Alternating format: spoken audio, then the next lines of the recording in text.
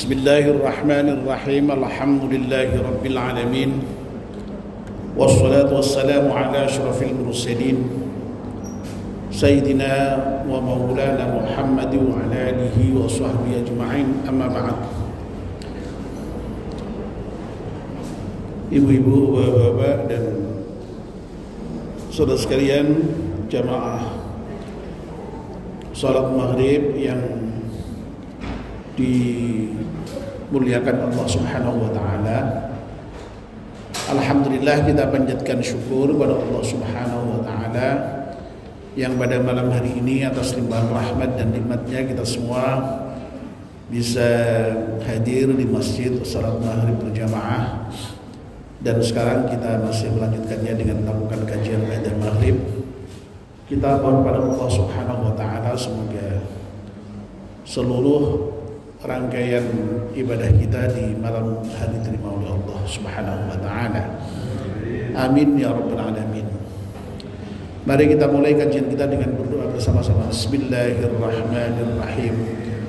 Asyhadu an la ilaha illallah wa asyhadu anna Muhammadar Rasulullah.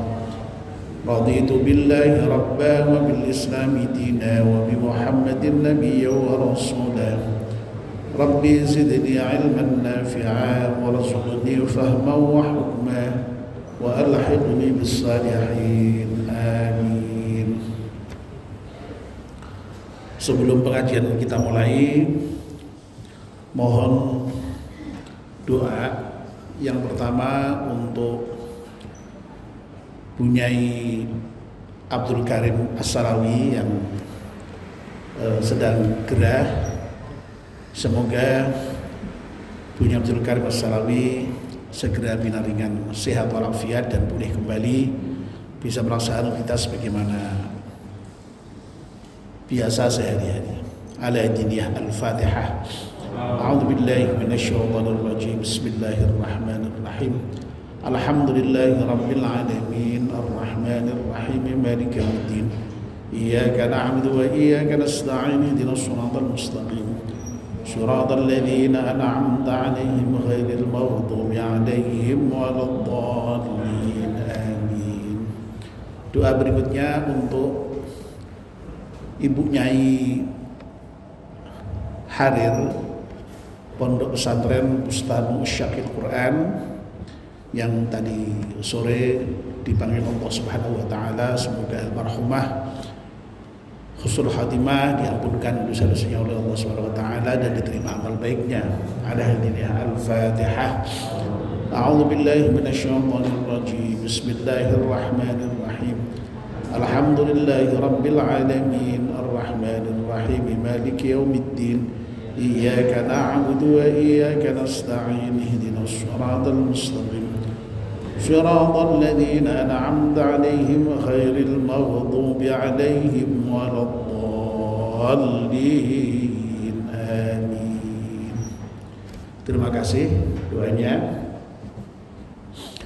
Bapak dan Ibu-ibu, kita masih membicarakan kitab Nasihatul Ibad, dan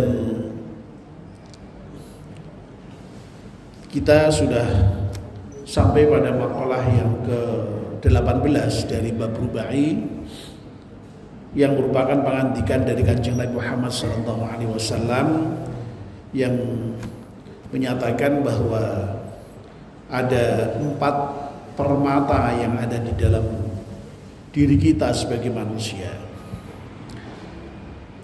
4 permata itu adalah akal, lalu kemudian agama, lalu kemudian sifat malu, dan yang keempat amal saleh. Nah, Nabi juga kemudian menjelaskan kepada kita bahwa ternyata 4 permata yang ada di dalam diri kita itu bisa hilang. Nah, yang menghilangkan akal itu adalah marah. Lalu kemudian agama juga bisa hilang. yang menghilangkan agama itu adalah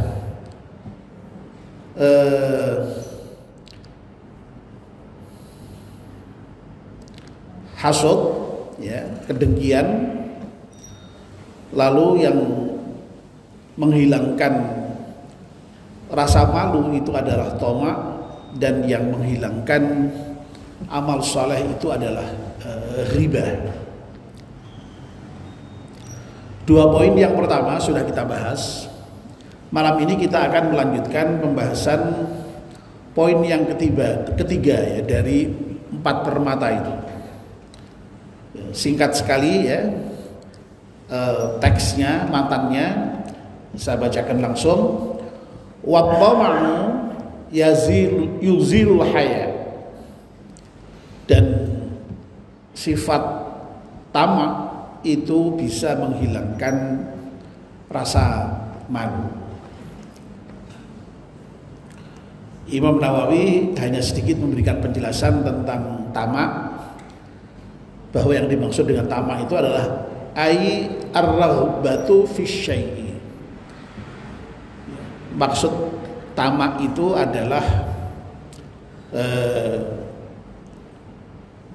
keinginan terhadap sesuatu. Ya.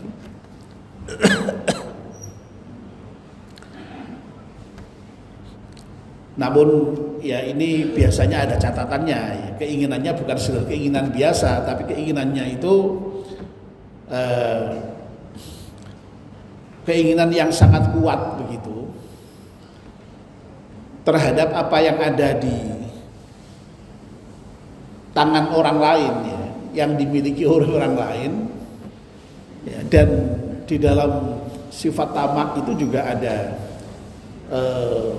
semacam apa namanya ya, sikap tidak adanya, maksud saya tidak adanya sikap qanaah ya, tidak adanya sifat qanaah terhadap apa yang telah Allah berikan kepadanya, itu tamak ya.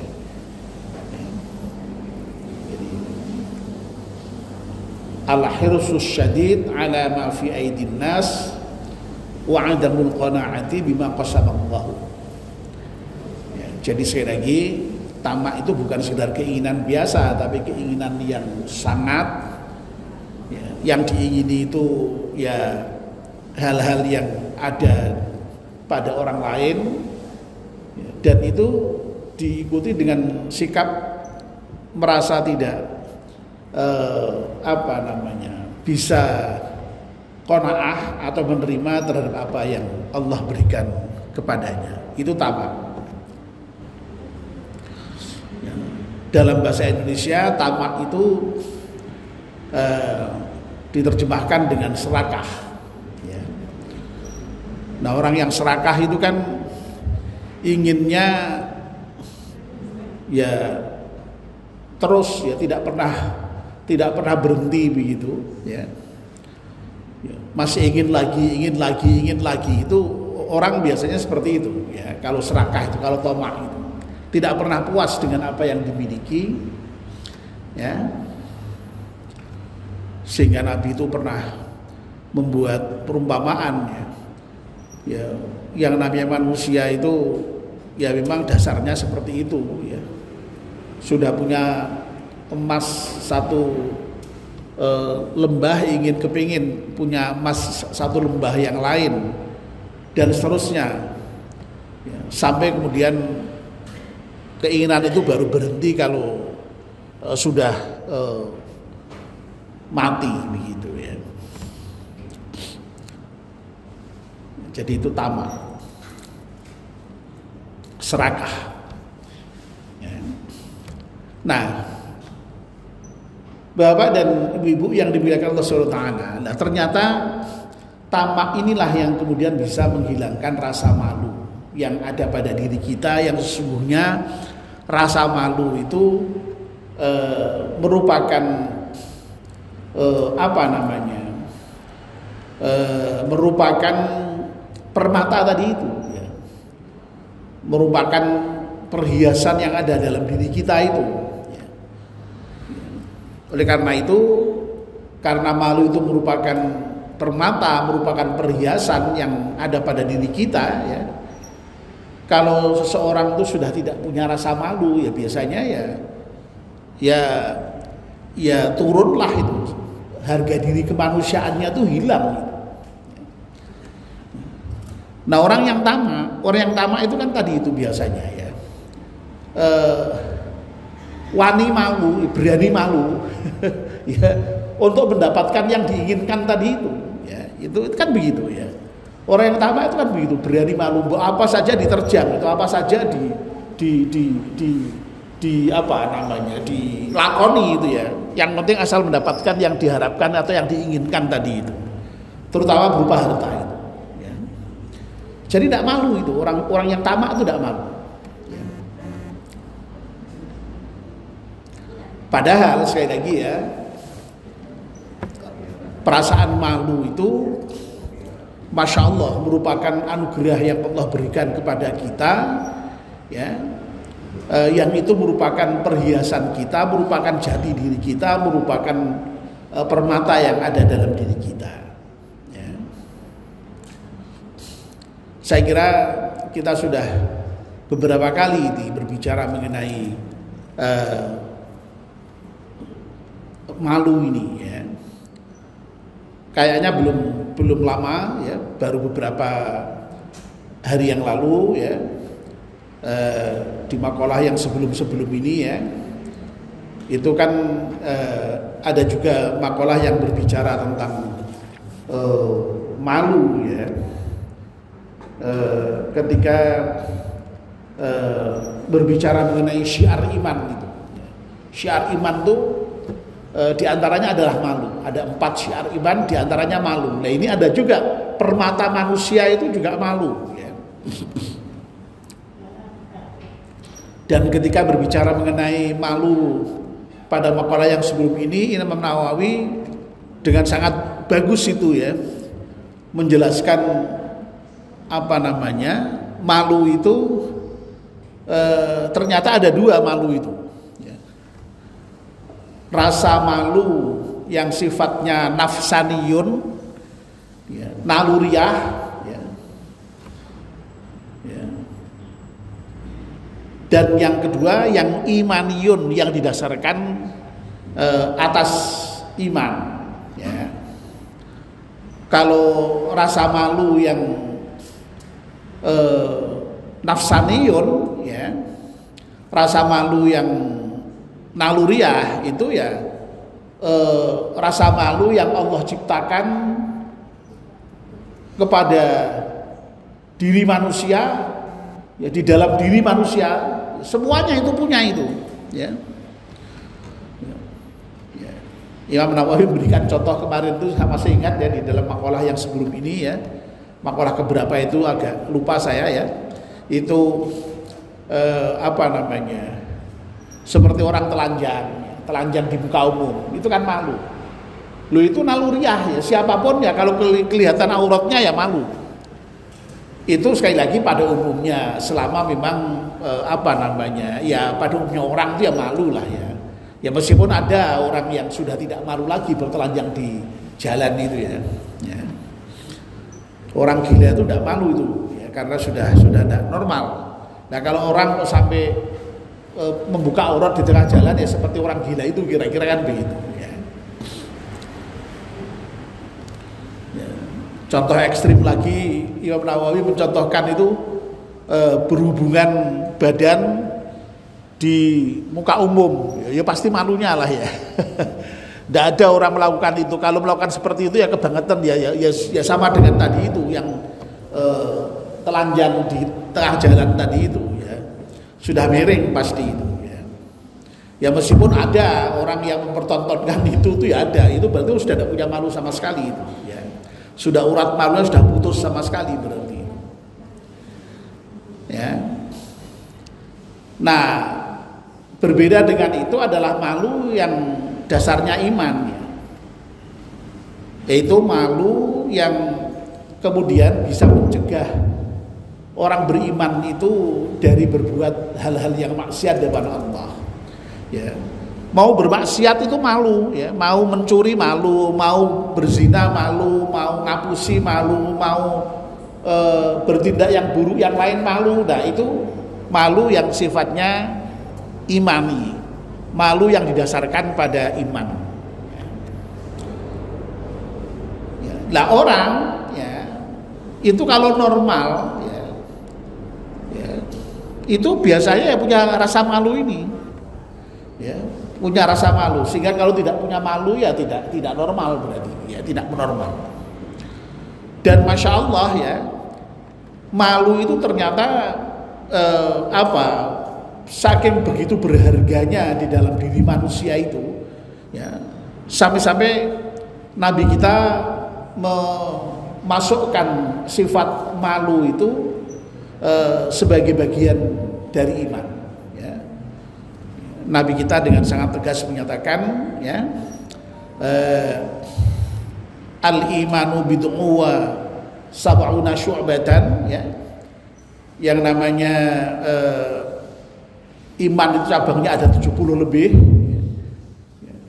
fa afdaluha qaulu la ilaha illallah. Yang paling tinggi iman itu adalah pernyataan la ilaha illallah, tidak ada Tuhan selain Allah. Itu merupakan cabang iman yang tertinggi. Nah yang terendah, wa adnaha imatatul adza 'anit thariq, sekedar menyingkirkan gangguan di jalan itu pun juga termasuk bagian dari iman, ya. Jadi kita itu jangan membayangkan iman itu selalu berkaitan dengan hal yang sangat abstrak gitu, ya. Ternyata menyingkirkan gangguan dari jalan saja, ya. Ya kalau dulu kalau di desa-desa itu ya misalnya ada duri di jalan, ada pohon melintang di jalan, ada disingkirkan, ya. Ya, ada tali, ada batu, ya, silahkan disingkirkan. Itu sudah bagian dari iman itu ternyata. Meskipun serendah-rendahnya, ya. Nah, ternyata kata Nabi, al-haya'u syu'batum minal iman, bahwa yang namanya malu itu sebagian dari iman. Artinya apa? Kalau orang itu memang mau disebut sebagai beriman dengan sungguh-sungguh, ya, mestinya dia harus punya rasa malu ini, ya. Kalau tidak punya rasa malu berarti ya sudah sebagian dari imannya hilang, itu sebagian, ya, karena imannya itu kan cabangnya banyak tadi, ya, berarti sebagian hilang berarti, ya. Oleh karena itu memang harus hati-hati kita ini, ya. Jadi sangat berarti pas kan, ya, di satu sisi malu itu disebut sebagai permata yang sangat berharga di dalam diri kita sebagai manusia. Ternyata Nabi kita juga menghargainya, malu itu sebagai bagian dari iman, ya. Oleh karena itu malu itu memang harus dijaga memang, ya, dijaga. Ya, kalau kita bisa menjaga malu, ya, itu berarti ya tadi itu bisa mencegah diri kita dari bertindak yang tidak baik, dari bertindak maksiat, ya. Karena malu yang didasarkan pada iman tadi itu memang bisa pada level punya pengaruh, bisa mencegah orang untuk berbuat maksiat, ya. Kalau orang kok sampai berbuat maksiat itu nyaman, ya, berbuat maksiat kok tenang-tenang saja, oh berarti itu pasti sudah ada rasa malu. Nah, begitu aja, gampang, ya. Lah nuwun sewu, ya. Ternyata di antara hal yang bisa menghilangkan sifat malu itu adalah tamak.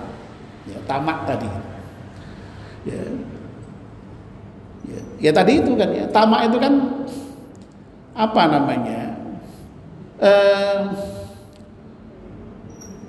mendorong seseorang untuk berharap mendapatkan sesuatu dari orang lain, ya, meskipun dengan merendahkan diri tadi, ya. Tamak kan begitu, ya. Makanya berani malu tadi itu, ya. Nuwun sewu, ya, dari yang paling kecil yang itu misalnya tidak sampai dosa ya misalnya ya. Untuk sekedar mendapatkan antrian dapat daging kurban saja itu orang tuh rela loh itu loh ya, sampai apa namanya antri berdesak-desaan ya, berdesak-desaan ya. Kadang-kadang rasa malu sudah enggak ya. Padahal kadang-kadang ada yang sebenarnya tidak butuh itu, ada yang tidak butuh sebenarnya dalam pengertian punya kemampuan sebenarnya kalau sudah untuk beli bisa sebenarnya itu. Tapi kadang-kadang ya tadi itu ya, sampai mau berkorban malu sekalipun dilakoni, gitu ya begitu. Ya, kalau yang karena betul-betul karena kebutuhan tidak punya itu memang ya sudah mungkin masih bisa dimaklumi. Tapi di antara yang seperti itu kan ada itu yang sebenarnya apa namanya tidak merupakan bagian dari orang yang jatahnya mendapatkan begitu katakanlah begitu ya, tapi berebut. Ya. Mendapatkan BLT barang itu ya dinikmati itu kan ya, meskipun sebenarnya dia orang kaya sekalipun ya. Itu kan berarti sudah apa mentalitas ya, termasuk tadi untuk rasa malunya hilang tadi ya, mentalitinya ya. Makanya Gus Mus tuh sederhana itu mendefinisikan orang miskin itu selama dia masih butuh kok masih mau antri ya miskin dia, udah gitu aja ya, meskipun orang kaya sekalipun ya punya motor, punya rumah bagus kok ternyata masih mau antri ya BLT misalnya ya berarti dia miskin kata Gus Mus itu ya, wong nyatanya dia masih butuh ya begitu. Jadi orang tidak lagi bisa menjaga harga dirinya sendiri, tidak mau dia rela dikatakan sebagai orang miskin sekalipun ya, itu kan sekali lagi sama dengan merendahkan dirinya, berarti berani malu ya. Jadi makanya Masya Allah sifat tamak itu bisa menghilangkan rasa malu itu, ya. Na'udzubillah min dzalik ya. Orang yang mencuri itu berani malu itu, ya. Berani malu. Loh, kalau konangan kan malu mestinya itu, ya. Malu enggak itu orang mencuri itu kalau konangan? Malu ya, sudah malu, nanti masih rekoso dibui. Tapi kenapa kok kemudian masih nekat seperti itu? Ya karena tamak tadi itu. Ingin mendapatkan apa namanya? Yang dimiliki oleh orang lain ya. Ya, yang bukan haknya, tidak qanaah dia kan ya. Kemudian lalu sampai direwangi mencuri tadi itu. Termasuk korupsi ya. Ya coba itu, orang yang korupsi itu kan berani malu itu kan. Dan kadang-kadang malah urat malunya sudah putus kadang-kadang itu ya, sampai begitu, sampai tidak punya malu lagi itu. Wong nyatanya ketika sudah ditetapkan jadi tersangka, nyatanya masih prenges, masih guyu itu kan ya. Ya. Dan ya tadi itu ya, karena tamak itu ya sebenarnya yang bisa menyebutkan seperti itu karena tamak itu. Ya. Kalau tidak tamak, insya Allah tidak akan melakukan seperti itu. Ya. Jadi Masya Allah hubungan tamak dengan malu ini ternyata Masya Allah. Tamak itu sekali lagi bisa menghilangkan sifat malu itu. Ya. Tapi kalau dia qanaah itu menerima dengan apa yang Allah berikan kepadanya. Ya, itu memang bukan haknya. Ya sudah dia terima ya. Ya sudah, apalagi sampai akhirnya tidak ngoyo ya. Orang tamak itu biasanya pasti ngoyo kemudian itu ngoyo, bahkan kadang-kadang sampai pada level bisa menerjang aturan-aturan yang sebenarnya melarang dia untuk melakukan itu ya. Biasanya tadi itu mencuri, korupsi ya, itu semua dikarenakan tamak sesungguhnya itu ya.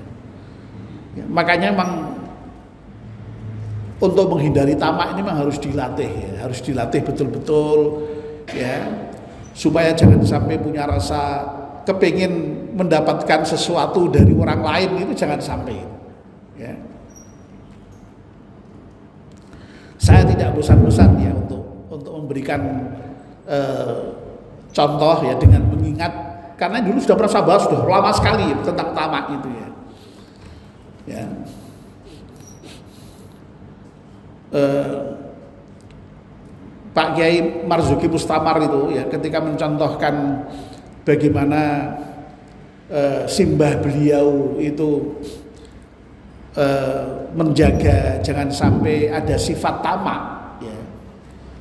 Itu sampai ketika misalnya di desa itu ada orang punya gawe itu ya, orang punya gawe itu cucu-cucunya itu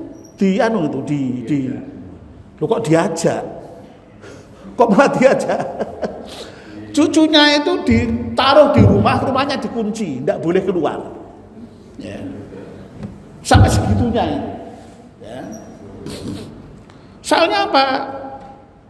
Khawatir nanti kalau anak cucu-cucunya ini kemudian keluar terus kemudian deket-deket dengan yang punya gawe, mesti oleh yang punya gawe mesti dikasih mesti ya gitu. Lah jangan sampai begitu itu sampai kemudian lalu tadi itu di apa istilahnya? Di apa istilahnya? Dikunci ning omah dia Pak Kiai dikurung, betul dikurung Pak, betul dikurung di rumah ya, dikurung di rumah ya. Dikurung di rumah itu ya. Ya.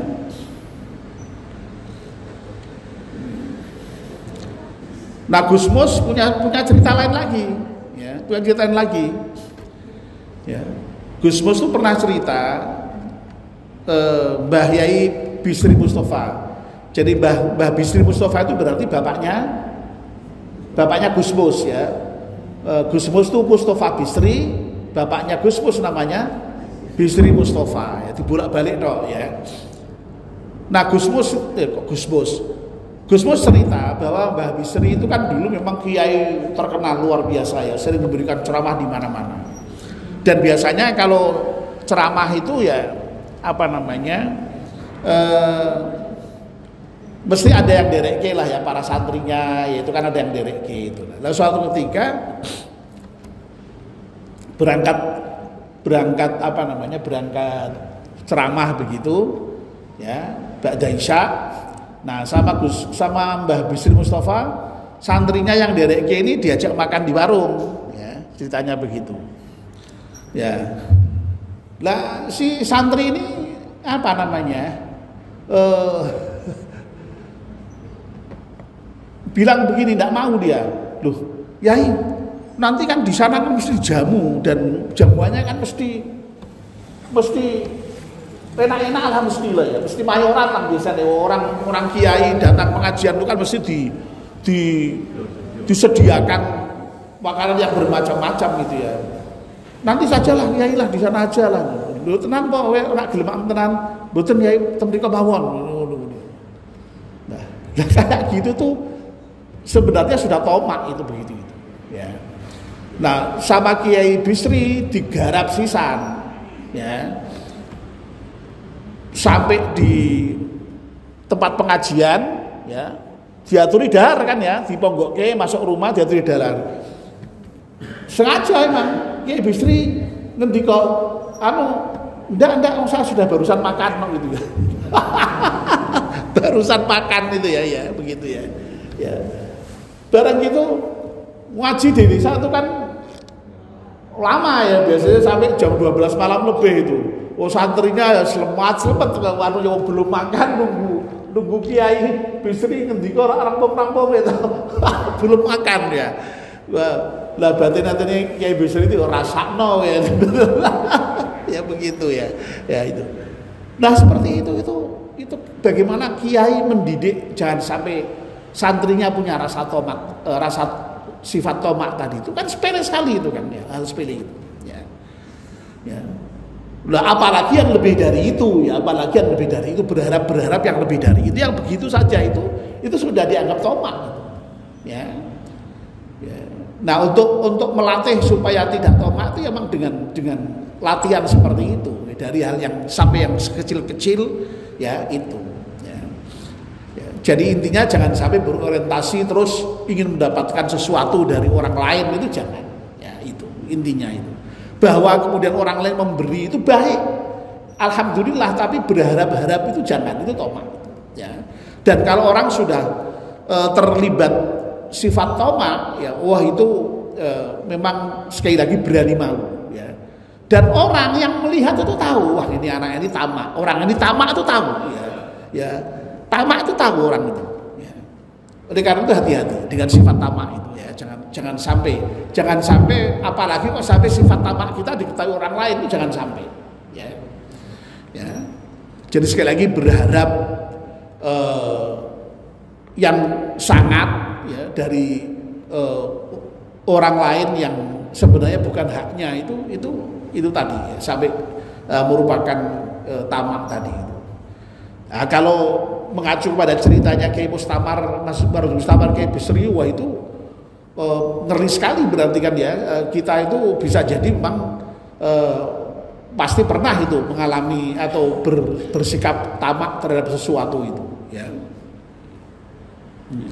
Makanya saya kadang-kadang untuk diri saya pribadi itu misalnya yang sederhana itu, kalau misalnya mau pergi mantenan atau apa gitu, ya, lebih baiklah makan dulu rai tang siti itu misalnya, ya, supaya di tempat sana itu tidak kok kemudian lalu nah misalnya kayak seperti itu dalam rangka tadi itu, ya, menjaga itu, ya. Dan sekali lagi orang lain tahu itu repotnya itu, orang lain tahu itu, bisa merasakan itu, ini orang ini tamak itu tahu, ya. Dan di masyarakat itu bisa ketahuan itu, ya, begitu. Nah, oleh karena itu hati-hati. Mudah-mudahan kita tidak punya sifat yang seperti itu, ya. Karena apa? Sekali lagi, masya Allah, ya, sifat tamak itu bisa menghilangkan rasa malu tadi. Padahal rasa malu itu merupakan mahkota kita, permata kita, perhiasan kita. Jangan sampai hilang itu, ya. Baik, Bapak dan Ibu-ibu, saya kira cukup, ya, untuk pembicaraan poin yang ketiga dari makalah ke-18 bab urba ini. Masih ada satu poin lagi, insyaallah kita lanjutkan pada pertemuan-pertemuan yang berikutnya. Mari kita akhiri dengan berdoa bersama-sama. Bismillahirrahmanirrahim. Wal 'asri innal insana lafi khusrin illa alladziina aamanu wa 'amilus shalihati wa tawassaw bil haqqi wa tawassaw bis sabr. Subhanakallahumma wa bihamdika asyhadu an la ilaha illa anta astaghfiruka wa atubu ilaik. Wassalamu alaikum warahmatullahi wabarakatuh.